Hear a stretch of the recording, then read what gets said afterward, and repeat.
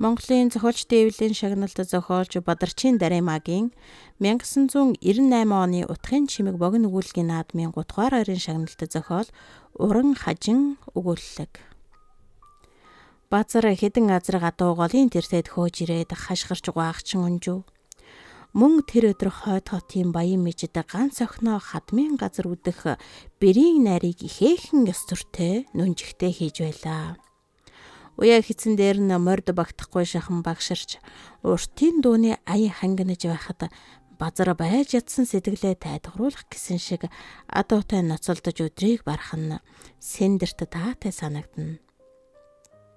Сэндэр гол дээр очиж базартай уулзах шалтак хайж илүү гэртээ бүрхээр тоогоо угсраад жалавчны ус солихоор гол руу одов.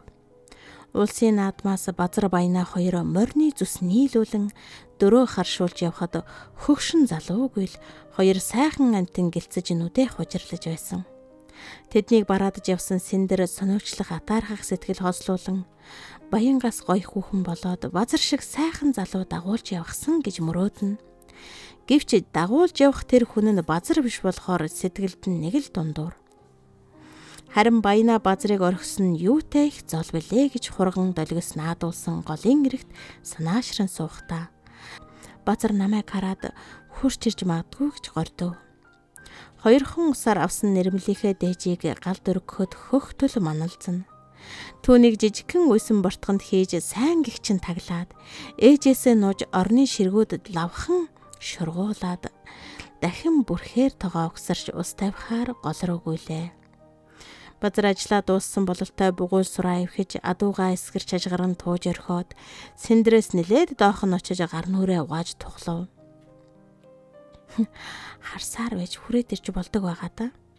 Намайг хүн гэж тоохгүй байх шүт. Сүйд болоод байдаг баянаа чинь энэ нэг хар юмаа дагаад хот руу талиж өгөндөө гайгүй. Тэгээд л энэ голд чиний нүдэнд өртөх хүүхэн надаас өөр хэн байгаа юм гэж залуу бүсгийн омглон зангаар бардамнаж хяваад очий байз. Би одоо л өөрийгөө ойлгох ёстой гэж бодлоо. Халуусаж хөлөрсөн базар ханцуугаа сугаларгалж ингэр заамаа яраад хүйтэн усаар угаал үлдэж Сэндрийг хажуудаа эрхийг ч анзаарсангүй. Сэндэр базрын дэргэд очоод гинтхэн өөрөөсөө ичиж хамаг биеийн шатан балмагдав. Базар түүнийг хараад "Өө, цэцэн Сэндэр, за ахын дүү сайн уу?" гэд хашийн цагаан шүдээ яралцуулан инэв. Ахын дүү байхдаа чи яах вэ? Гэж Сэндэр бодоод ярих юмаа олж зөвхөн "Хүй, баянаа агчийн хорон болж байхад очихгүй яасан юм бэ?" гэлээ. Базар нүүр толгойнхоо усыг арчих зураа "Очин доо яах вэ?" гэлээ. Сэндэр гинт зоригорж ахалдаг гуайлдгаач мартаж орхиод "Баянаа агчийн хар хүн чамаас юугаараа илүү юм?" гэхэд базар дуурсангүй. Тэр сэтгэл дотроо битүү шаналж байгаа бололтой. Намрын модны хатсан навч шиг шаргалхан гүнгээс ихсрэх мэт гүн санаа алдаад "Өнгө мөнгөний хорвоо юм биз дээ хөөрхий" гэлээ. Сэндэр "Хэрэг би байсан бол чамаас өөр хинтэй ч суухгүй. Битгий гуйна базар минь. Би хажууд чинь байна шүү дээ" гэж хэлмээр санагдавч хоолой дээр нь бөө юм тэглэж дуу гурвал уйлчих гээд болдоггүй. Саахалтын найрнаас халамцуу гिचдийн тосонгийн оройгоос тоосроод л байна.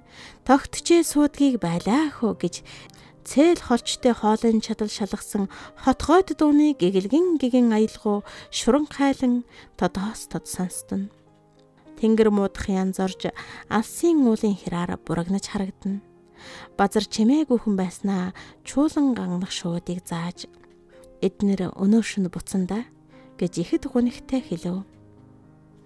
"Хөөй Сэндэр, нохой хахлаа" гэж ээж нь гэрээхэн гаднаас хоолой мэдэн хашгирахад бүрхээр тогоо угсраад орхисноо гинт санаад сандран босоход базар бас уургатлан мориндоо мордож ахт нь энд хорогдох юм даан чалгадаа. Хол газар явж амьдралаа бодноо хөө. Миний дүү сайн сууж угаарэ гэдэг гүн хархан нүдэндээ нулимс торолзуулан үүлэн чандад сураг алдан ангнах шуудын дуун шиг эзэнгүй нэмсэглэл үзүүлээд давхин одлоо.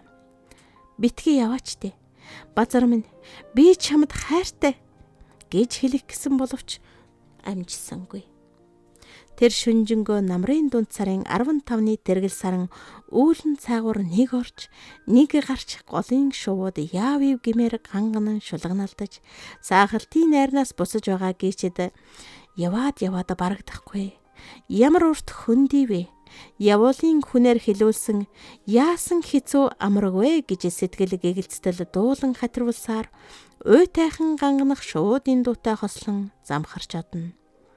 Нээрэл базрын хэлснээр шууд буцаж байгаа бололтой. Тэдний тоонон дээгүүр их чимээ гарган ганганаж үүлэн чандад дуун алсарсаар сураг тасрав. Харнууд хамхиагүй сэндэр үүр цүүрээр босож базартайгаан хамт сууж байсан голын тиш ус авахаар явлаа. Хүнд зориглоод хичгэж болдоггүй нэг үг. Бас тийм эгзэгтэй мөч байдгийг тэр ухаарлаа. Эргэн тойрон өвсөн толгойд цан хөөрөг хөвхөлцөж, салхи үе үехэн сэнсээр шуурч, уулын модод шарлан өнгөөр зогдор хөдлөгсөн жихүүн өглөө байлаа. Чуулаад байсан шувууд, дуулаад байсан найрчид сайхан төрсөн баянаа. 17хан насны минь хонгор сэтгэлийн минь хизээч ойлгоогүй базар. Бүгдээрээ л тэр шөнө явчихжээ. Харин түүнд хань болох ганцхан ангир орох байх газраа олж ядан цухалдаж, захаараа зармигдсан голын хүйтэн усанд буухаас халширан, ийш тийш үсрэн сандран нисэж, уй тавин халаглана. Сэндрийн сэтгэлд ижлээсээ төрсөн хөөрхий уран хажин тэр хоёроос өөр амьд амтэн энэ голд үлдээгүй юм шиг санагдаж, аимшигтай уйтгар давтлаа.